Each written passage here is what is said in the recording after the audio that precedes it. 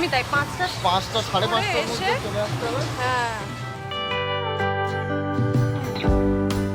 Hello বন্ধুরা, অনন্যা ঘরে বাড়িতে তোমাদের সকলকে স্বাগত। আশা করছি সবাই খুব ভালো আছো।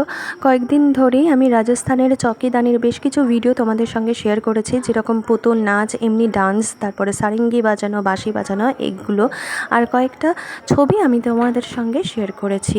আর কিছু ভিডিও আছে, সেগুলো দেখো।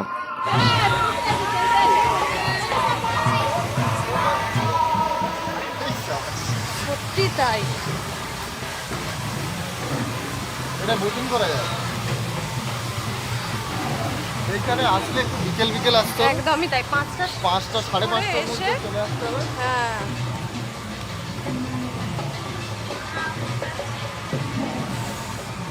এটা বসি। কোথায়? না না না না। এদিকে বসবো, জায়গা তো আছে। তো আলটিমেটলি এখানে বসে আমি এই ছবিটা তুলে ফেলেছি।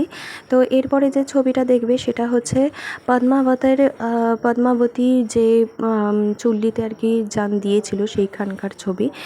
এরপরে হচ্ছে আমরা খাবারের জায়গায় গিয়েছিলাম। এখানে অনেকটা বড় এরিয়া জুড়ে খাওয়ানো হয়, আর বেশ কিছু খাবারের হচ্ছে মানে 800 টাকার মিল বা আরও 1600 টাকার মিল এই সমস্ত আছে।